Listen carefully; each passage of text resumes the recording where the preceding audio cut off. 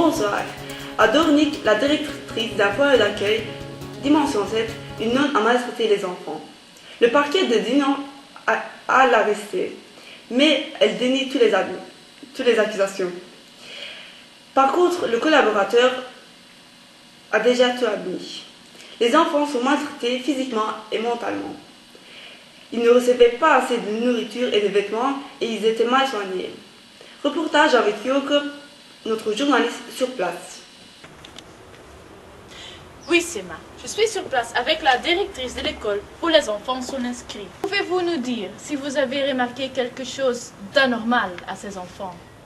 Nous n'avons jamais remarqué que les enfants étaient maltraités. On savait que la sœur était un peu bizarre, mais qu'elle a maltraité ses enfants, c'est vraiment terrible. Comment est-ce qu'on suit alors? Un des parents a remarqué que son enfant était trop maigre et elle a porté plainte à la police. Avec nous, un des enfants qui va raconter son histoire. Elle m'avait fait mal. Nous n'avions presque pas de vêtements et la nourriture était dégueulasse. Et quelqu'un n'obéissait pas. Elle nous enfermait toutes seules. Yoko pour le journal sur place à Dornic. À toi, Sema.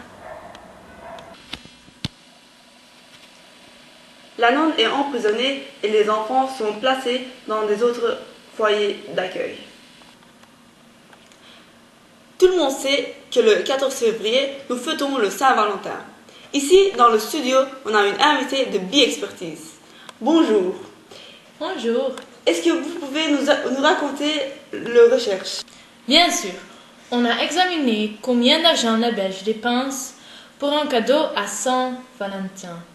Le cadeau préféré des Belges est le parfum. Surtout les hommes achètent des cadeaux. Quelques hommes entre 36 et 50 ans dépensent plus que 100 €. 2/3, 50 €. 30% des gens n'achètent rien. Les Bruxellois sont le plus généreux.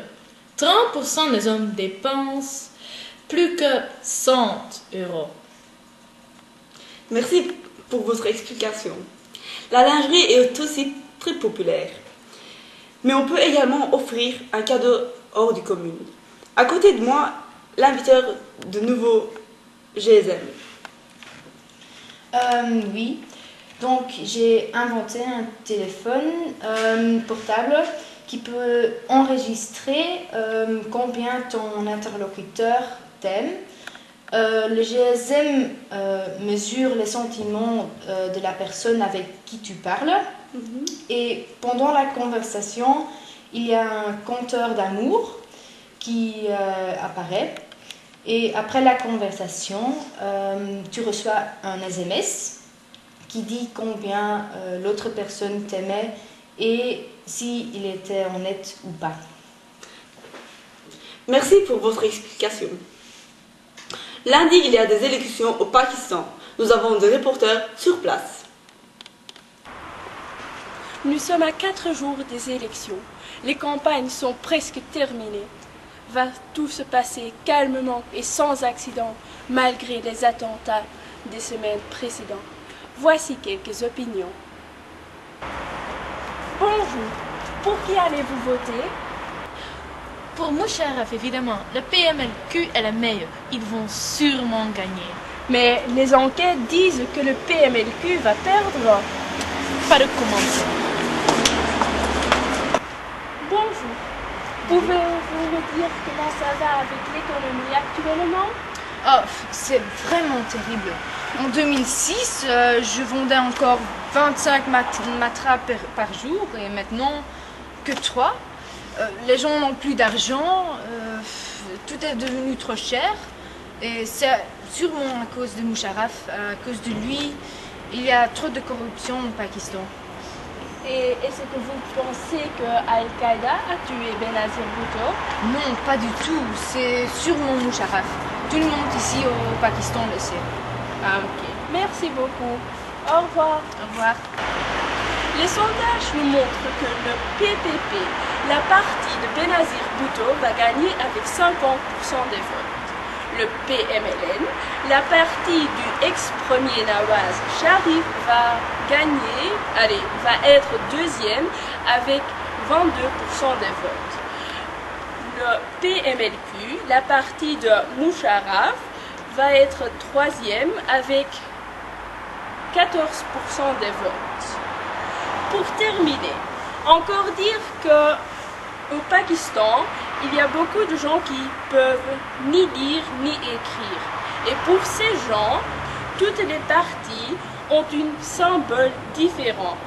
Musharraf a une bicyclette, Nawaz un tigre et Bhutto une flèche. 4 tableaux ont été volés dans le musée Émile Burle, Fondation Azzurri. Les 3 cambrioleurs sont entrés avant la fermeture. Ils ont utilisé des armes. Voici quelques images exclusives.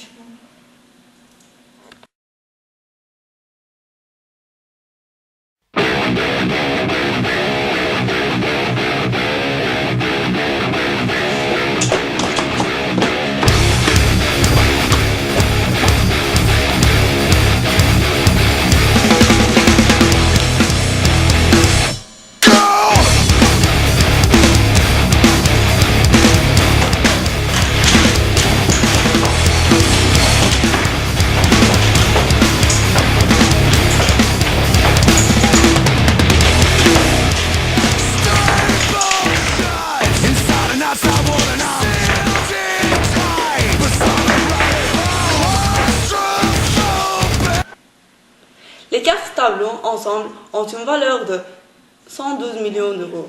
Les cambrioleurs ne sont pas encore arrestés. Le musée promet une récompense de 60 000 euros à la personne qui donne le tuyau à la police qui mène à l'arrestation des cambrioleurs.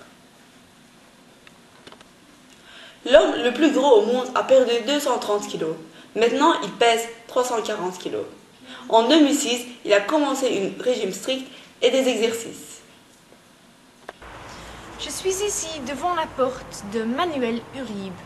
À cause de sa maladie, morbide obesitas, il n'a pas pu quitter sa maison depuis des années. Ses docteurs sont très contents de lui. Ils disent qu'il n'a jamais été en si bonne santé. Manuel nous a dit qu'il veut essayer de peser 120 kilos. Malgré ces kilos perdus, il ne peut toujours pas passer la porte. À cause de ça, on n'a pas pu interviewer devant les caméras.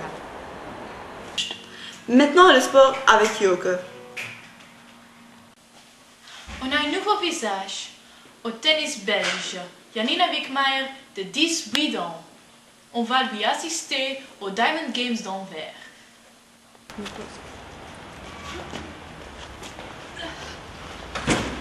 C'est très captivant. Le score est 5-3 dans le deuxième set.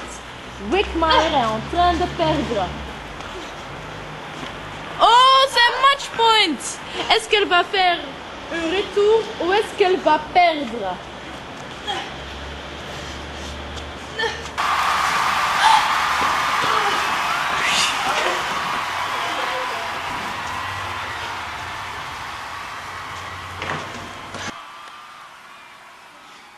Bien joué, mes félicitations.